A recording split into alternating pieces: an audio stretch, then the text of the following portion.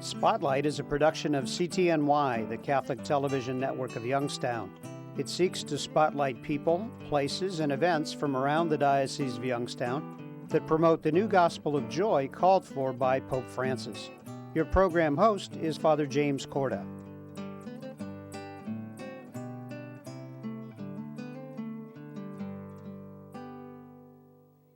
Hello and welcome to this edition of Spotlight. I'm Father Jim Korda. During this series of Spotlight, we're going to celebrate the 75th anniversary of the Diocese of Youngstown. My guest today is Father Joe Witmer. Welcome to Spotlight. Thank you, Father Korda. It's nice to have you on the show and to find out a little bit more about you, but also about some of what you remember about the beginnings of our diocese. And we're going to talk about some of those things, but also your involvement with ecumenical dialogue and relationships, which we'll talk about probably a little later on in our show. But to start with, give the folks that are with us a little background about yourself, when you were ordained and the year that the diocese was celebrating at that time. Well, I was born in 1941, so I was 2 years under the Cleveland Diocese that way. But ordained in 1967, which was, of course, 2 years after the end of Vatican Council II, which had a lot to do in the last years of preparation, and it was a time of great enthusiasm and hope. Well, you know, it's interesting that you mentioned that because in my studies, early studies, of course, I graduated from high school in 1971, so really wasn't ordained until 1979. But we were always taught in the new ways. Mm-hmm. And so Vatican II was really very new when both of us really were studying and ordained. So why do you think that vigor and that zeal for the newness of it all was so prevalent in the church then? I think the discussions that took place around Vatican II, the new topics, religious freedom, the document Nostra Aetate about relationship with non-Christian religions, and of course ecumenism in itself was something brand new. I can remember in my early high school days, I played the piano for the Canton Police Boys Club choir. One of the boys had an older sister who was getting married, both of them Protestant, and they knew I knew how to play the organ too, so they asked me if I would play the organ for the wedding. I had to ask 5 priests before I got one that said I could do it. So it was a different world. Sure. Yeah. Let's talk also about your early recollections of our ordinaries in the diocese. Obviously, you were ordained when Bishop Walsh was still the ordinary, but Bishop Malone was the apostolic administrator, I believe. That would be correct. So, what are your recollections, if any, about Bishop Walsh? Not much. We were taken over to see him right after we were ordained, to have a brief conversation with him and to receive his good wishes. And he was probably ailing at that time? He was. Of course, it was 1966 when Bishop Malone, then auxiliary, became the apostolic administrator. And so it was certainly that led into his council review days. Those of us who are older remember those. A lot of people gathered at St. Columba Cathedral to hear visiting scholars talk about their recollection. Some of them were even people over at the council at the time, and it made for excitement. Well, I'd like to ask you a little bit more about that.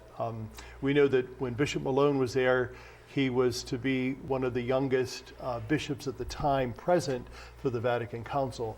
And coming back to our diocese with such great enthusiasm, you obviously saw that in him and experienced that in some of the things that he said. Was there anything that really stuck out in your recollection about his experience of Vatican II?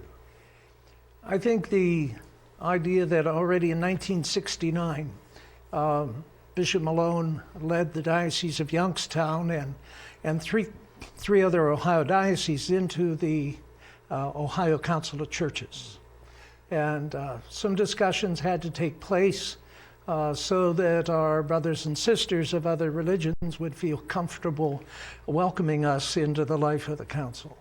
But there's a document that points out that probably the issue of abortion would be one that the council really couldn't take up, at that time at least, but didn't seem anything else that was going to be difficult. Let's, in our last few minutes of our first segment, let's talk about the Ohio Council of Churches. What exactly is that organization, and why at that time were we part of it?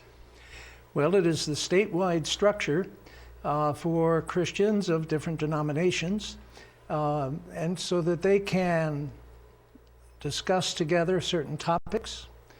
One of the early topics that I can remember was a discussion about whether the council should support, be neutral, or seek to oppose this new suggestion of a lottery that was going to help fund public schools. And Bishop Malone was the bishop at the time, the United Methodist bishop of the East Ohio Conference, was sort of leading the opposition. But he couched it in terms of the morality, the immorality of gambling.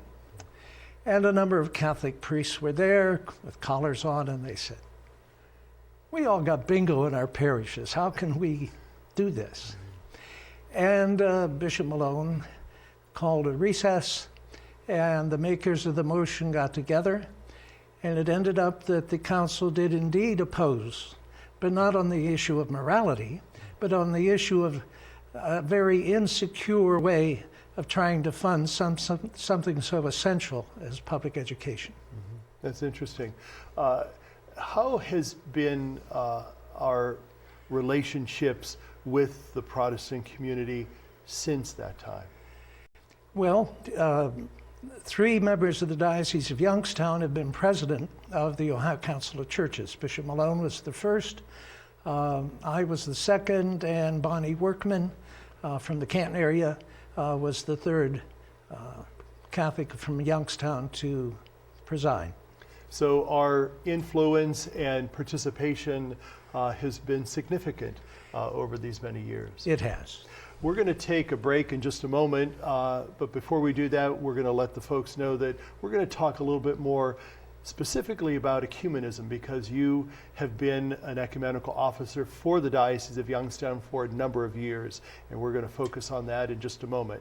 But we're going to take a quick break. Stay with us. We'll be right back. The Catholic Diocese of Youngstown was established on May 15, 1943. 2018 marks the 75th anniversary of the diocese. There are 6 counties which make up the Diocese of Youngstown: Ashtabula, Columbiana, Mahoning, Portage, Stark, and Trumbull. There are 5 other dioceses in the state of Ohio, Cincinnati being the oldest, Cleveland, Youngstown's mother diocese, Columbus, Steubenville, and Toledo. Youngstown is the smallest in terms of area, and the second smallest in terms of population. Yet it has the 3rd highest percentage of people identifying themselves as Catholics. Congratulations, Catholic Diocese, for celebrating 75 years with pride in the past and faith in the future. It was in Dungannon, Ohio, in Columbiana County, that the first group of Catholics settled. St. Philip Neri, the first parish in all northern Ohio, was founded in 1817 under the title of St. Paul's Settlement. It was to visit this settlement that Father Edward Fenwick, the Apostle of Ohio, made his first trip to northern Ohio. 4 years later, Cincinnati was chosen as the see city in the state of Ohio, and Fenwick was selected as the first bishop.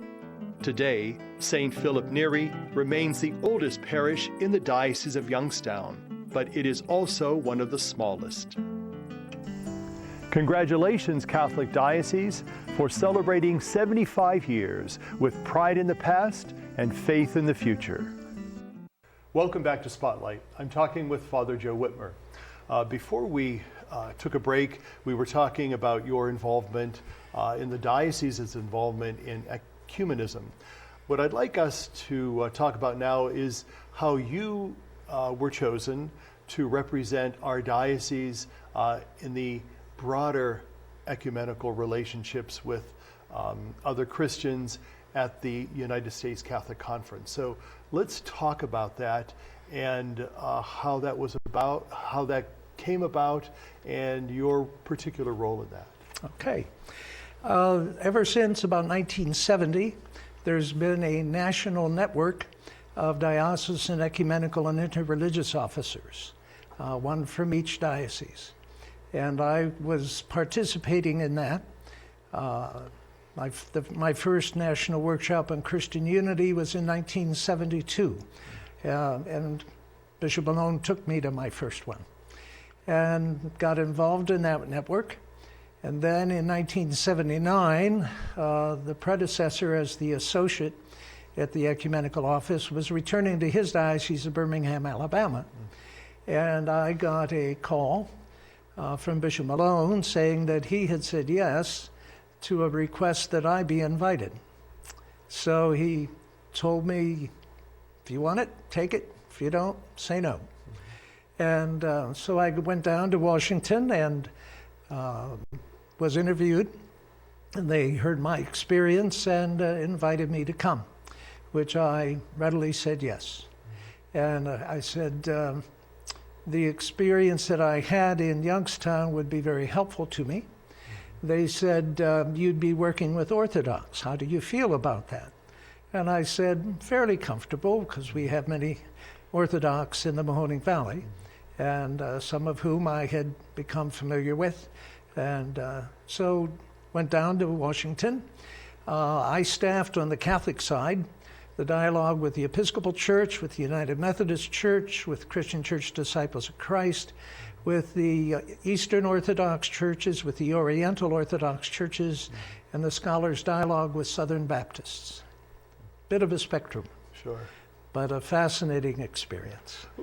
In those many years that you were there, not only representing our diocese as a diocesan priest, but also in the bigger picture, what were some of the main issues that you call to mind that affected the Christian church that might still affect us today?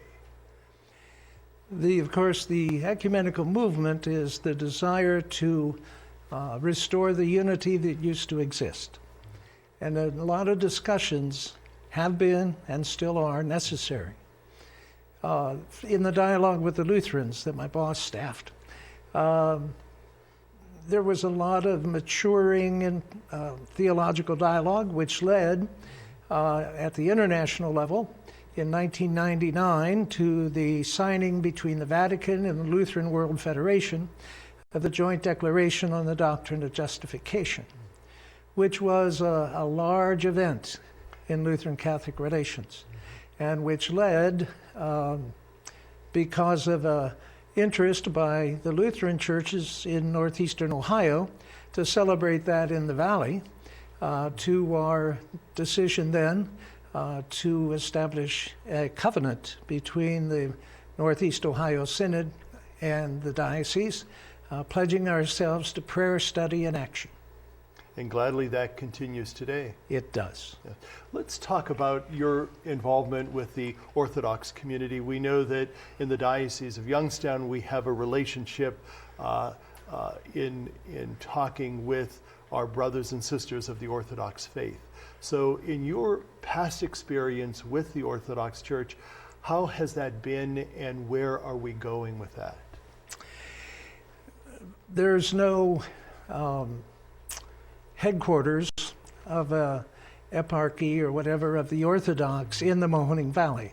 So mostly we're just local folk trying to develop that rapport, that understanding, and hopefully leading to a desire for greater unity than we yet know. And this has been fostered in the Valley mostly by the Society of St. John Chrysostom.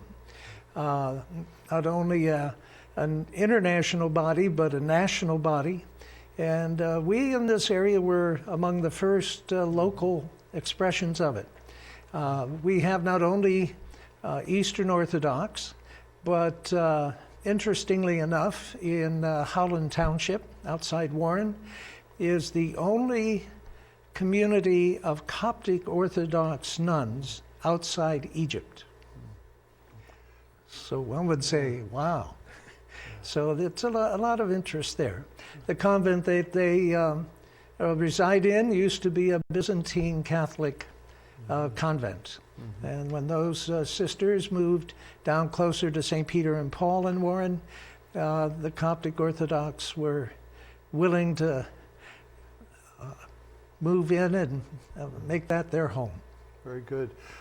You know, the whole thrust of ecumenism has really been part of the church, especially since Vatican II.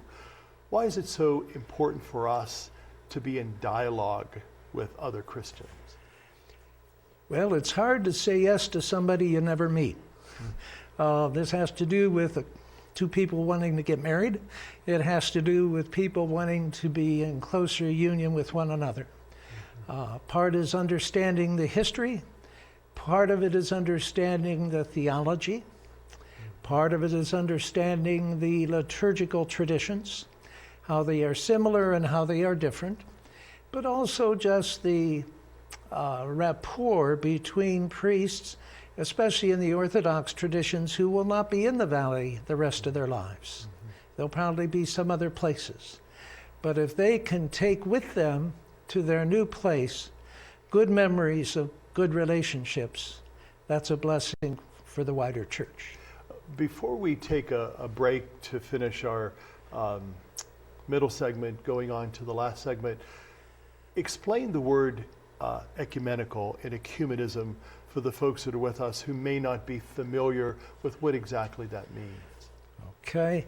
Ecumenical describes the reality of a church that is one and universal, but yet is broken in many ways. So ecumenism is the movement to try to restore that unity. It's happening between different sets of churches at a different, shall we say, timeline. There's a number of Protestant churches who have merged over the years. Others are in what they call full communion relationships. In other words, if, let's say, there's very few people in denomination 2 in this area, if they're in communion with another church, these people should feel open to being ministered to by a minister of the other church. Or if there's nobody here, that they could be welcomed into the other church. So ecumenism has a different flavor, and let's say the heat is at different degrees on different burners. Okay. Well, we're going to talk a little bit more about that in a moment, but we're going to take a quick break. So please stay with us. We'll be right back.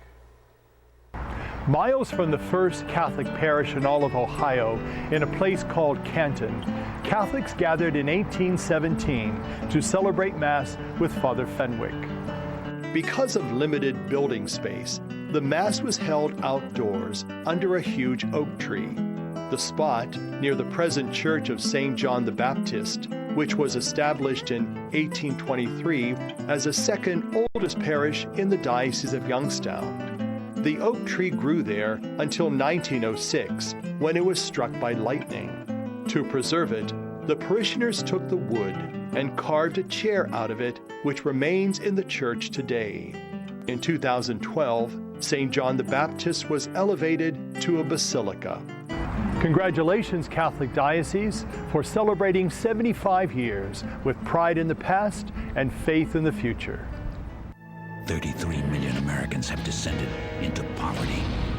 And as their futures fall, so does our nation's.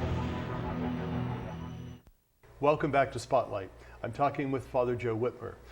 In our middle segment, Father Joe, we were talking about our dialogue and relationship with the Lutheran community and the covenant that we entered into. Let's bring that back for the folks that are with us, a little history of how that started and who was instrumental in that. Certainly.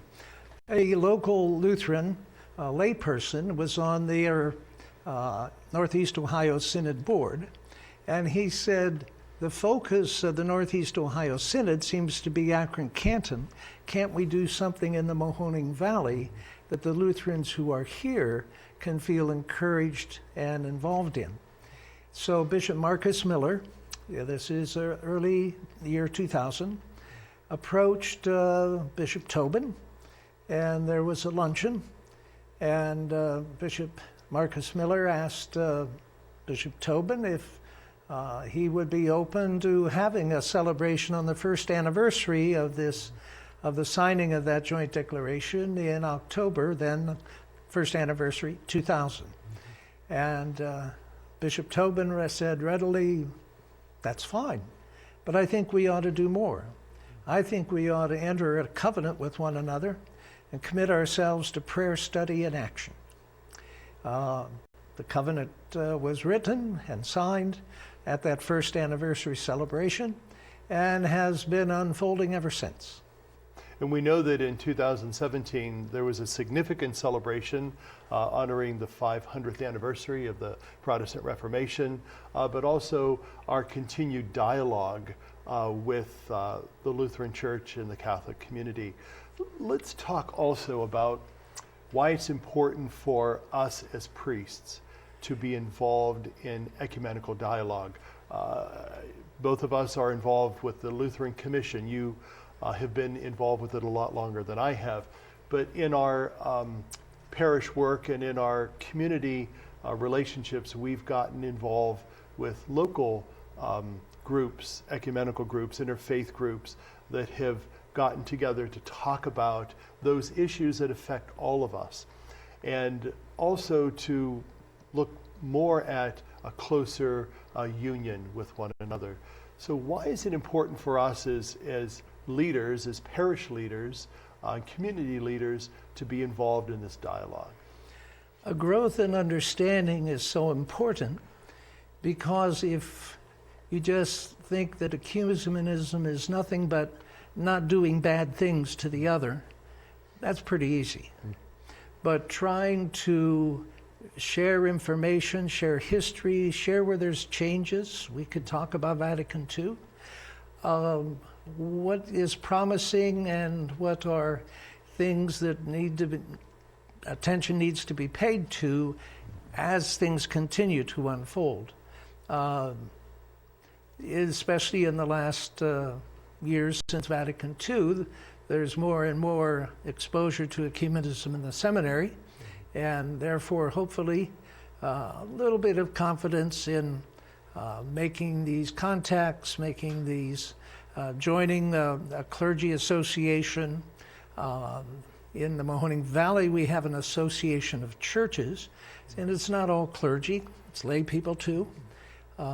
And so the more knowledge they have, the more enthusiasm they can bring. And the Diocese of Youngstown has been involved in these organizations and community structures for years. Correct. Celebrating our anniversaries together. We know that the Mahoning Valley Association recently celebrated a 100th anniversary. So in celebrating these anniversaries and in continuing our dialogue with one another, what does that say about our future? One cannot really talk about that you do this, you'll get that result. Nothing's that easy. Mm-hmm. But if you're not a player, if you're not there, if you're not listening, if you're not thinking, if you're not acting together, very little will happen. So it's a matter of, if there's any prayer for, any desire for greater unity, then people must be involved. And let's talk about that specific week of prayer for Christian unity that we celebrate as Christians every year, usually around January, and centering also around the feast of the conversion of St. Paul. So why is it significant for us to engage, especially during that week, not just every day, but especially during that time? Right, it's a time to focus our attention on that. The priest, the chair of St. Peter, and then the feast of St. Paul. 8 days later, that was the octave or the week of prayer. This was founded by a religious order who at that time was attached to the Anglican Church in England. But then in the United States, these Greymoor friars became Catholics. And now they are the ones, on behalf of the Vatican and East in the United States, of translating and preparing the materials for the annual week of prayer. So it's a time to say, we could do it any time, but how about if we do it now? Others found there's other problems, especially in the northern part of the country, a thing called snow, that maybe Pentecost is a better time of year to do this. But find some time and getting consensus on that, that's the challenge. It's interesting you bring that up in our last 2 minutes of our time together. I've often thought of this, that when we talk about ecumenism and interfaith dialogue and relationships with other Christian communities, that we try to look at that sense of renewal and rebirth and trying to be refreshed. And what better time than Pentecost, the birthday of the church, to actually celebrate something like that? And how important and what a wonderful statement it would make if Christians together would celebrate our diversity, but also looking forward to our unity during Pentecost. Amen. In closing, what would you like to share with the folks very briefly about ecumenical dialogue? It's happening at different places, at different tempos, but climb on board. A lot of information can be found at the website of the United States Conference of Catholic Bishops, usccb.org, and go on to, I think it's beliefs and teachings, and one of the subcategories there is ecumenical. And go under there, and you can find the different dialogues and topics that have been treated by each of the dialogues. That'll get you a little more familiarity and get your foot into the water. Father Joe Witmer, thank you for being with us and celebrating the 75th anniversary of the Diocese of Youngstown. Thank you. And thank you for being with us. Have a good day, and God be with you.